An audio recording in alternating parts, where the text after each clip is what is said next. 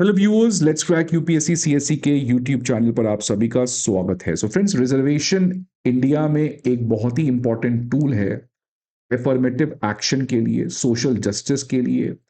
But reservation is also one of the most controversial thing which has happen in India. Now whether reservation is required और not, yes absolutely reservation की जरूरत है। But क्या reservation सही तरीके से implement किया जा रहा है? Absolutely no. क्यों नहीं किया जा रहा है? Because reservation has become the greatest of great political tool which politicians can mobilize as per their own convenience without checking the merit, logic, or whether it is fair or not. आपको पता होगा कि OBC reservation है India में। 27% जो है वो OBC को रिजर्वेशन मिलता है। गवर्नमेंट ने एक कमिटी बनाया जिस कमिटी का नाम था इंदिरा शाहनी कमिटी।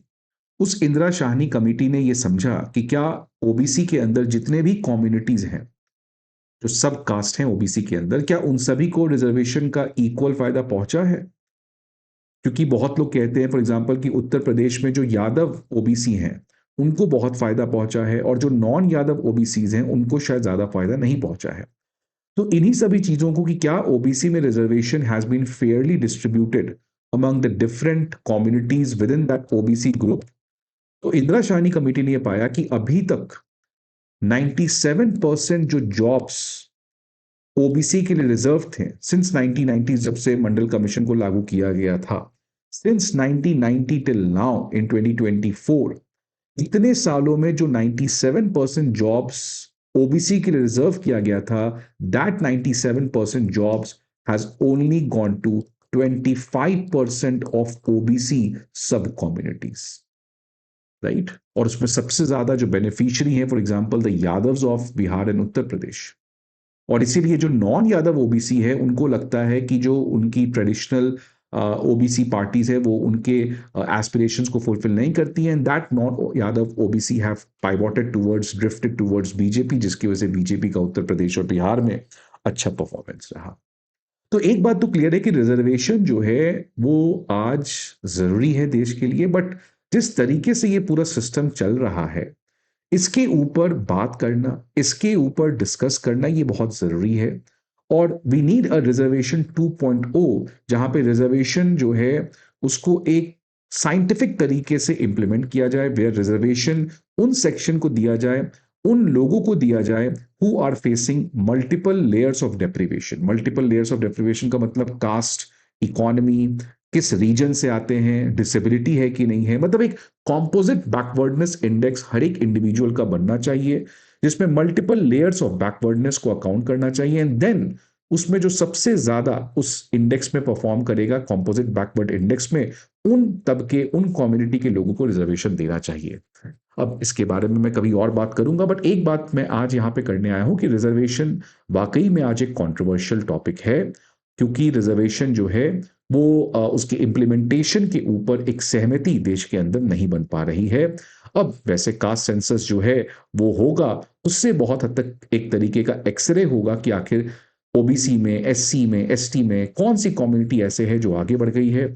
खासकर ओबीसी में, सॉरी एससी एसटी का तो डेटा पहले से है, ओबीसी कम्युनिटी में किस कम्युनिटी का सक्सेस प्रोग्रेस ज्यादा हुआ है, कौन सी कम्युनिटी ओबीसी में अभी भी पिछड़ी रह गई है, सो दैट ये जो 27% का रिजर्वेशन है उसको एक तरीके से वापस से रीडिस्ट्रीब्यूट किया जाए, सो दैट जो सबसे निचले तबके के ओबीसी कम्युनिटीज हैं उन तक रिजर्वेशन पहुंचाया जा सके। आज मैं ओबीसी के रिजर्वेशन के बारे में यहां पे बात करने नहीं आया हूं। आज मैं एससी एसटी रिजर्वेशन के बारे में बात करने आया हूं। अब एससी एसटी के रिजर्वेशन में बेसिकली हुआ क्या कि इन व्यक्ति को देखिए, ये हैं बीजेपी के ही पॉलिटिशियन अश्विनी कुमार उपाध्याय, एक एडवोकेट भी हैं। ये एक public interest litigation PIL file कर देते हैं before the honourable supreme court. और इस पीआईएल में अश्विनी कुमार उपाध्याय ये चाहते हैं कि जो सेंट्रल गवर्नमेंट है वो क्रीमी लेयर का कॉन्सेप्ट जो ओबीसी में है वो सेम कॉन्सेप्ट एससी और एसटी कम्युनिटी में भी लाए।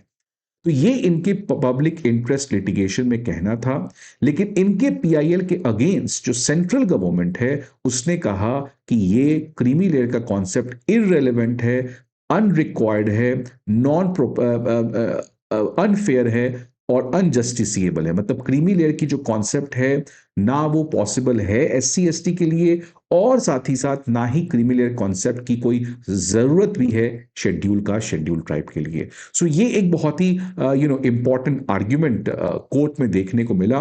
अब अश्विनी कुमार उपाध्याय जिन्होंने ये पीआईएल फाइल किया है, उनका ये कहना था कि देखिए आज 1950 से जो एससी और एसटी कम्युनिटीज के लिए रिजर्वेशन दिया जा रहा है, उसमें हुआ क्या है कि कुछ affluent families SC ST category के अंदर वो सारे रिजर्वेशन बेनिफिट्स को अपने लिए उठा ले रहे हैं, जिसकी वजह से reservation for SC ST has been hijacked by certain affluent families within SC ST, जिसको अश्विनी कुमार उपाध्याय अपने पीआईएल में एलीट कैप्चर कहते हैं कि एससी एसटी के अंदर भी आज एक नया एलीट आ गया है, जो उन्हीं के फैमिली में उन्हीं के रिलेशंस में सारे लोग बैक टू बैक रिजर्वेशन का बेनिफिट उठा रहे हैं।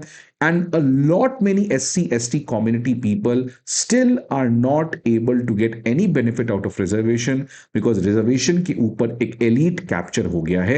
और इसीलिए इस पेटिशन में यह कहा गया कि जैसे ओबीसी में क्रीमी नॉन क्रीमी लेयर का कॉन्सेप्ट है, जैसे इकोनॉमिक वीकर सेक्शन में 8 लाख का लिमिट लगाया गया है, वैसे ही कुछ income based criteria SC ST में भी लाया जा सके, सो दैट जो मार्जिनलाइज SC ST हैं जिनको अभी तक रिजर्वेशन का बेनिफिट नहीं मिला है, उनको यह बेनिफिट मिल सके।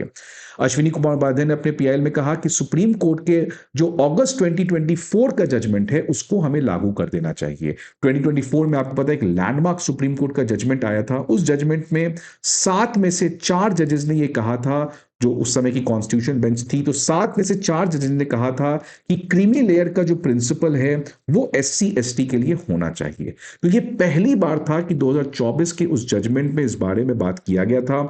ऑल्दो उस जजमेंट में इसको कंपलसरी नहीं कहा गया था, ये बस एक पासिंग बाय रेफरेंस था दैट यस इस क्रीमी लेयर का कॉन्सेप्ट होना चाहिए, बट क्या इसको करना बाध्य था सरकार, क्या इसको करना कंपलसरी है, क्या इसको सुप्रीम कोर्ट ने अपने जजमेंट के थ्रू एनफोर्स करवाया था? नहीं, ये केवल एक तरीके का एडवाइस था, एक सजेशन था, और एक जजमेंट में इस चीज को रेफर किया गया था कि हाँ एक क्रीमी लेयर का प्रिंसिपल जो है वो SC ST के लिए होना चाहिए। इसी जजमेंट के हवाले अश्विनी कुमार उपाध्याय ने कहा कि अब वो समय आ चुका है that finally we should follow that essence of that particular judgment जहां पे इस क्रीमी लेयर के कॉन्सेप्ट के बारे में बात किया गया था। लेकिन काउंटर एफिडेविट में यूनियन गवर्नमेंट ने क्लियरली कह दिया कि इसकी कोई जरूरत नहीं है और इसको करना पॉसिबल भी नहीं है। अब सबसे पहले आंसर करते हैं कि क्यों इसकी जरूरत नहीं है। ये इसीलिए उन्होंने कहा, यूनियन गवर्नमेंट ने अपने एफिडेविट में, कि देखिए शेड्यूल कास्ट और शेड्यूल ट्राइब को जो रिजर्वेशन दिया जाता है उसका जो आधार है, उसका जो लॉजिक है, उसका जो बेसिस है, वो कंप्लीटली अलग है एज टू व्हाई ओबीसी को रिजर्वेशन दिया जाता है। राइट, ये बहुत इंपॉर्टेंट चीज, आप इनको भी समझिएगा कि SC ST को जो रिजर्वेशन दिया जाता है उनके जो मापदंड हैं, उनका जो क्राइटेरिया है, it is absolutely different from the criteria जो ओबीसी का है। अच्छा, SC का क्राइटेरिया क्या है? SC कम्युनिटी वही होता है, नॉट बिकॉज वो गरीब है, नॉट बिकॉज उसकी कम्युनिटी में लोगों का एजुकेशनल स्टेटस कम है, नहीं, SC कम्युनिटी का जो क्राइटेरिया है वो क्राइटेरिया है कि क्या वो community has been suffering from that historical disadvantages, from that historical unjust practice of untouchability और नॉट। तो ये क्राइटेरिया है एक कम्युनिटी को SC कम्युनिटी के अंदर शामिल करना, कि क्या उसको हिस्टोरिकली अनटचेबिलिटी का सामना करना पड़ रहा है कि नहीं कर पा रहा है। तो even if that person earn so much of money, it does not matter. क्या उस पर्सन उस ऐसे कम्युनिटी से बिलोंग करता है कि उस कम्युनिटी को हिस्टोरिकली अनटचेबिलिटी का सामना करना पड़ा है कि नहीं करना पड़ा है, तो वैसे कम्युनिटी को शेड्यूल कास्ट के अंदर डाला जाएगा। शेड्यूल ट्राइब का जो क्राइटेरिया है वो है उनका distinct culture, geographical isolation and backwardness, जो ट्राइबल आइडेंटिटी होता है। राइट, तो SC ST का जो क्राइटेरिया है, आप देख सकते हैं इसमें इकोनॉमिक क्राइटेरिया दूर दूर तक है ही नहीं।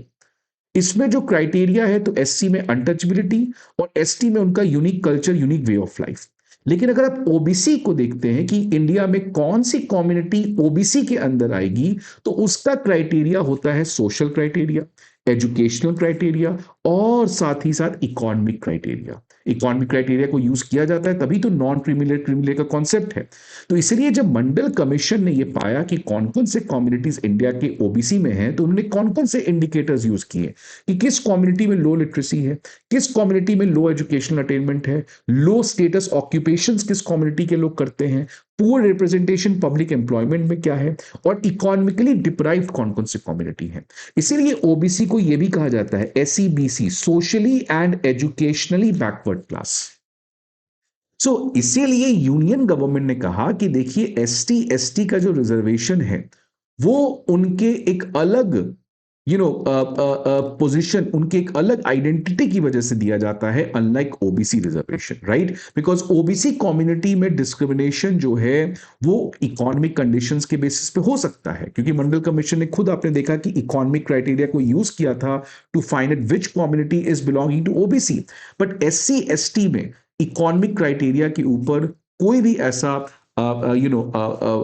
क्राइटेरिया नहीं है जिससे आप एससी एसटी कम्युनिटीज को फाइनलाइज कर सके। तो that's what union government says कि अगर एससी एसटी क्राइटेरिया में इकोनॉमिक क्राइटेरिया है ही नहीं, then how can you can introduce this idea कि एससी में भी एक क्रीमी लेयर एससी होगा, नॉन क्रीमी लेयर एससी होगा, या क्रीमी लेयर एसटी होगा, या नॉन क्रीमी लेयर एसटी होगा।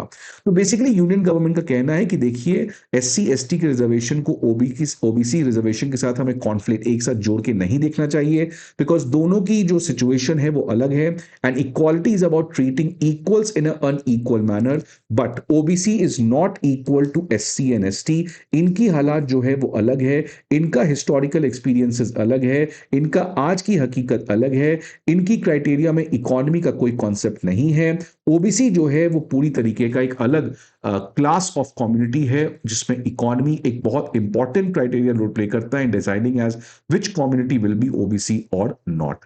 और सुप्रीम कोर्ट के जजमेंट को भी सेंट्रल गवर्नमेंट ने अपने एफिडेविट में बताया कि 1992 की जो इंदिरा शाहनी जजमेंट थी, जिसमें मंडल कमीशन के रिपोर्ट को लागू करने का फैसला सुप्रीम कोर्ट ने दे दिया था, और उस समय ओबीसी में क्रीमी लेयर का जो कॉन्सेप्ट है, नॉन क्रीमी लेयर का कॉन्सेप्ट है, इसी इंदिरा शाहनी जजमेंट से आया था। लेकिन इंदिरा शाहनी जजमेंट ने उस जजमेंट में ये क्लियरली कहा गया था कि ये जो मैं इस जजमेंट में क्रीमी लेयर का कॉन्सेप्ट ओबीसी के लिए दे रहा हूं, इस जजमेंट का कोई भी रेलेवेंस एससी और एसटी कम्युनिटी के लिए नहीं है। सिमिलरली 2008 के अशोक कुमार ठाकुर केस में भी ये कहा गया कि क्रीमी लेयर प्रिंसिपल जो है it does not apply to SC and ST. 2005 के ईवी चिन्नैया जजमेंट में ये कहा गया कि अगर क्रीमी लेयर का कॉन्सेप्ट रेलेवेंट है भी एससी और एसटी के लिए, तो this is not the job of Supreme Court to decide, rather this is the job of the parliament, because ये लेजिस्लेटिव डोमेन में आता है। तो अभी तक सुप्रीम कोर्ट ने एक तरीके से आपने देखा है कोई डेफिनेटिव जजमेंट नहीं दिया है। मैंने पहले भी कहा कि इस पर्टिकुलर जजमेंट में जो 2024 में आया था, इसमें भी एक पासिंग बाय रेफरेंस था, it was not compulsory for the government to implement this, right? इसीलिए अभी तक सुप्रीम कोर्ट की ऐसी कोई जजमेंट नहीं है जिसमें इस चीज को कहा गया है that the government has to implement.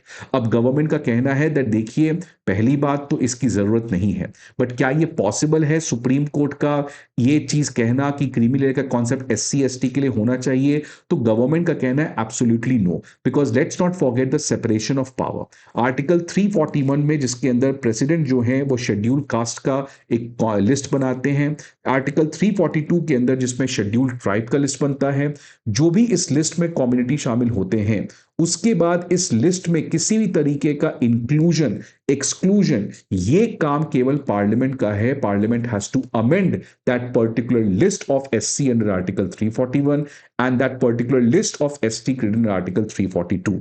ना ही स्टेट गवर्नमेंट, ना ही कोर्ट, ना ही ट्राइब्यूनल्स या कोई भी और अथॉरिटी जो है वो इस लिस्ट को अमेंड नहीं कर सकते। इसलिए सुप्रीम कोर्ट जो है they can not decide as to whether scheduled caste में भी एक क्रीमी शेड्यूल कास्ट होगा, एक नॉन क्रीमी शेड्यूल कास्ट होगा।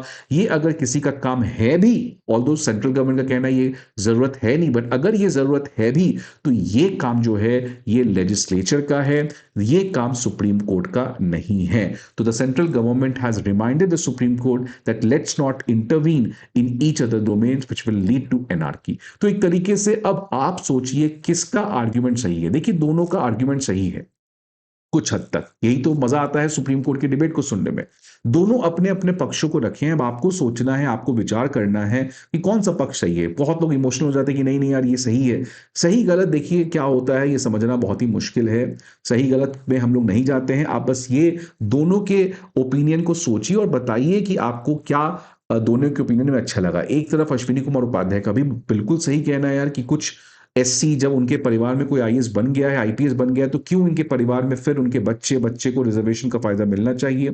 लेकिन उधर गवर्नमेंट का कहना है कि देखिए एससी कम्युनिटी में ये कोई क्राइटेरिया ही नहीं है कि आप इकोनॉमिकली कितना कमाते हैं, आप किस जॉब में हैं। उस कम्युनिटी के साथ हिस्टोरिकली अनजस्ट प्रैक्टिस किया गया था, जिसकी वजह से उसको रिजर्वेशन मिल रहा है। तो रिजर्वेशन कभी भी इकोनॉमिक अपलिफ्टमेंट प्रोग्राम नहीं था। रिजर्वेशन का ऑब्जेक्टिव ये नहीं था कि एससी कम्युनिटी को इकोनॉमिकली आगे बढ़ाया जाए। ये रिजर्वेशन का काम था उस हिस्टोरिकल डिस्क्रिमिनेशन को कॉम्पेंसेट करना by giving affirmative action to these communities. तो ये दोनों अपने अपने तरीके से बातों को रख रहे हैं। देखते हैं सुप्रीम कोर्ट का क्या जजमेंट आता है, बट जजमेंट में तो टाइम लगेगा। आप बताइए आपके क्या ओपिनियंस हैं इस पूरे चीज के बारे में, please let me know in the comment box.